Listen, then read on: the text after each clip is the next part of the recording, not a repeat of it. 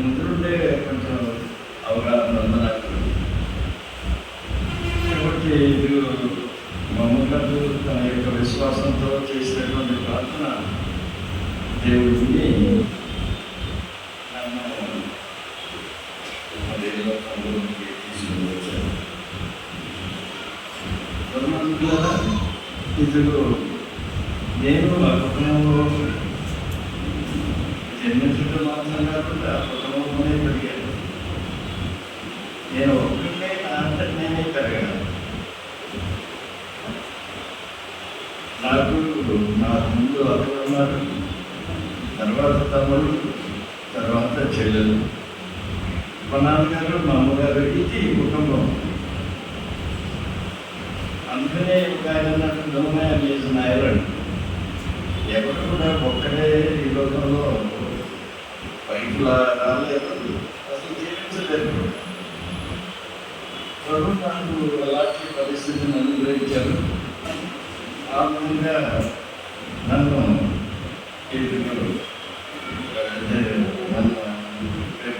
చేశారు.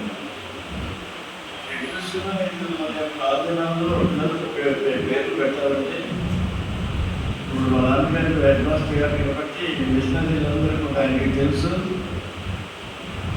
ఆ మిషనరీని పిలిచారు, నాకు పేరు పెట్టాలి.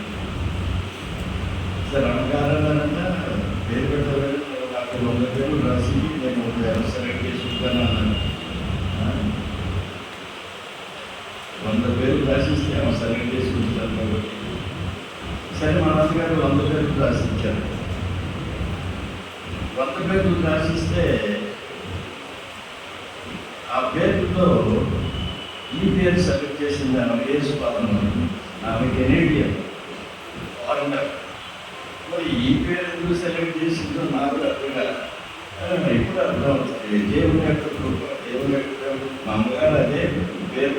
ఎప్పుడైతే అమ్మగారు నాకు ఈ పేరు పెట్టారో అప్పుడు మా అమ్మగారికి జ్ఞాపకం వచ్చిందంటే నేను ఇదే పేరు ఉంటున్నాను.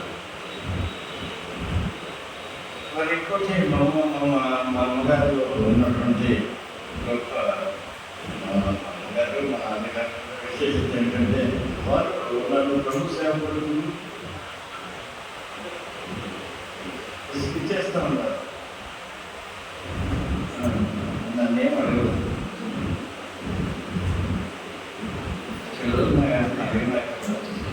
తల్లిదండ్రులు ప్రభువు చెప్పారు, భగవాన్ మీకు ఇచ్చేస్తాను. నాకు చెప్పారు అదే సంగతి. దాన్ని నేను అంగీకరించాను. ఆ విధంగా నా జీవితం మొట్టమొదటి నుండి కూడా నాకు ఏ ఉద్యోగం చేయాలని ఏది ఉండేది కాదు. లయల్ కాలేజీలో చదువుతున్నప్పుడు నేను చాలా బాగా ఆటలాడేటువంటి వాడిని. అప్పుడు ఎస్ఐ సెలక్షన్స్ వచ్చినాయి. మా ఫిజికల్ డైరెక్టర్ అన్నారు, ఏమని ఎస్ఐ సెలక్షన్స్ వచ్చినాయి, స్పోర్ట్స్ కోసం వచ్చి వెళ్ళు అన్నాడు. నేను ఎంత మరి ఏం చేస్తామన్నాడు. నేను దేవుడి సేవ చేస్తాను సార్ అన్నాను. ఇకంటే మన గురించి మాట్లాడాలి. అప్పటి నుండే నాకు దేవుని మొట్టమొదటి నుండి కూడా ఏ విధంగా మనం దేవుడికి ఏదైతే ఇస్తామని చెప్తామో అది ఆయనకి ఇలాంటి గుర్తుపెట్టుకుంటాడు. ఆయన మనం అది ఇవ్వాల్సిందే. గవర్నమెంట్ ఇదంతా ఇందాక పద్మ చెప్పారు. నాకు ఎవరి గురించి చెప్పారు, ఈ ఎవరి గురించో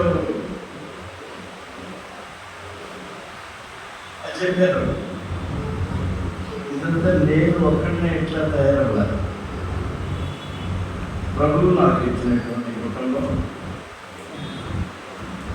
ప్రభువు మనకి ఇచ్చినటువంటి సహవాసం, ప్రార్థనా గుంపులు, దైవ సేవకులు, మీరందరూ చేసినటువంటి ప్రార్థన.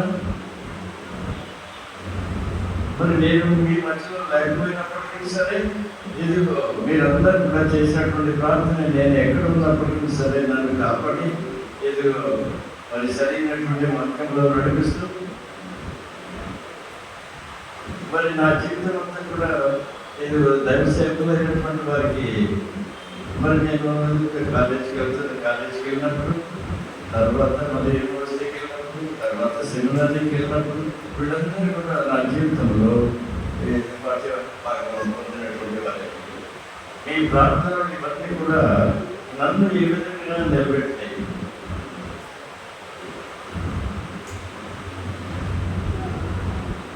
1961 సంవత్సరంలో నాకు తీవ్రమైనటువంటి టైఫాయిడ్ వచ్చింది.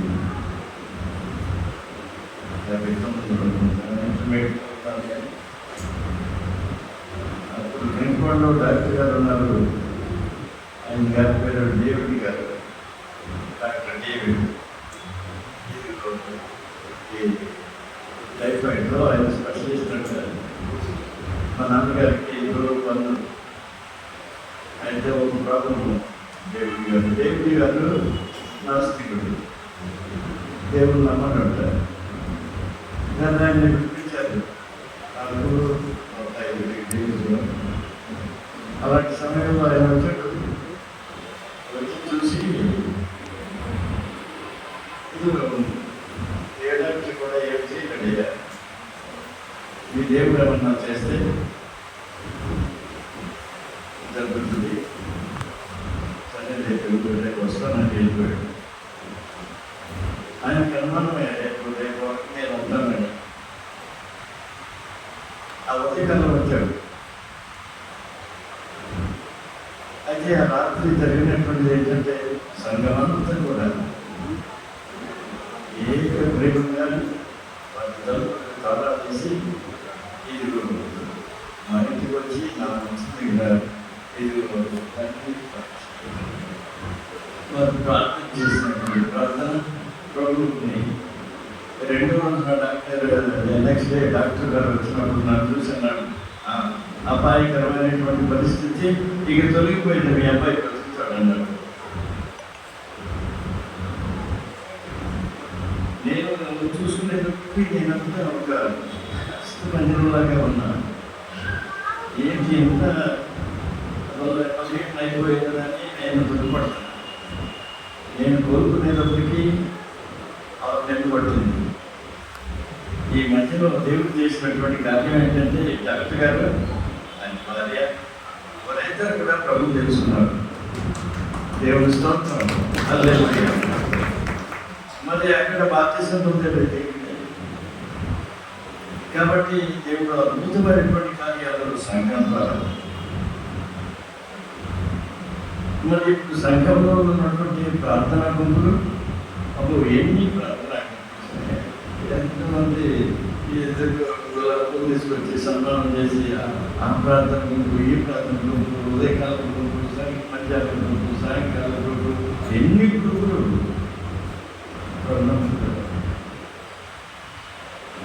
నేను ఎంత మన మామూలు భాషలో చెప్పుకోవాలంటే నేను ఎంతో అదృష్టం కలిగినటువంటి వాడు. ఎంతమంది నా కొరకు కన్నీరు కాచి చేస్తున్నటువంటి ప్రార్థన ఫలితమే ఇప్పుడు నేను మీ మధ్య నిలబడి ఉన్నానంటే అదే సేవకులు చేస్తున్నటువంటి ప్రార్థన. ఆ సంఘాలు సేవకులు నడిపించేటువంటి సంఘాలు చేస్తున్నటువంటి ప్రార్థన, ఇదిగో ఇక్కడ గాస్పులాలో జరుగుతున్నటువంటి ప్రార్థన, ఇదంతా కూడా ప్రభుత్వ పిల్లల ఈ ప్రార్థనే అందుకని అనుకోసం జరిగేటువంటి పనులు ఉంటాను. నేను ఏమై ఉన్నాను సమస్తము కూడా ఆయన కృపలు ఉన్నాయన్న. ఇదంతా దేవుని యొక్క కృప. ఇదిగో పద్మగాంధీ నాకు లక్షణాలు చాలా చెప్పారు. నేను ఎవరి గురించి మా ఈ మాటలన్నీ కూడా నేను అనుకుంటా ఉన్నాను. అవన్నీ కూడా పద్మపిల్లల మన సంఘాన్ని ఏ విధంగా విస్తరిస్తున్నాయి అంటే నేను చేసింది ఏం లేదు, ఆయన కూడా. మా నాన్నగారికి దేవుడు అనుగ్రహించినటువంటి వాగ్దానం చేసినటువంటి దేవుడు నమ్మదగినటువంటి వాడు. కాబట్టి ఈ సేవకులంతా కూడా ఆ ప్రార్థన వల్లనే సహవాసంలో వచ్చారు. ఇంకోటి ఏంటో తెలుసా, ఇది మన సహవాసంలో ఉన్నటువంటి సేవకులందరూ కూడా దాకా అందరూ కూడా సహవాసం ద్వారానే ప్రభు తెలుసుకున్నారు. ప్రభు వారిని సహవాసంలో ఉండమని చెప్పి ఇదిగో సేవలో పిలిపించారు. ఒక్కొక్కరు ఎన్ని కష్టాల్లో, ఎన్ని ఇబ్బందుల్లో ఎంత గొప్ప సేవ చేస్తున్నారో నేను చెప్పాను. కాబట్టి ప్రపంచంలో ఉన్నందుకు నేను అనేక దేశాలకు పెడుతున్నాను, అనేక ప్రముఖులైనటువంటి వారిని కలుసుకుంటున్నాను, అనేక సంఘాలను కూడా చూస్తున్నాను. గాస్పుల్ అసోసియేషన్ ఆఫ్ ఇండియా సంఘం లాంటి సంఘం ఎక్కడ కనుకుంటున్నాను. ఇది ఒక ప్రత్యేకమైనటువంటి బ్రీడ్. ఇది ఈ సహవాసంలో ఉన్నటువంటి సేవకులు ప్రత్యేకమైనటువంటి వారు.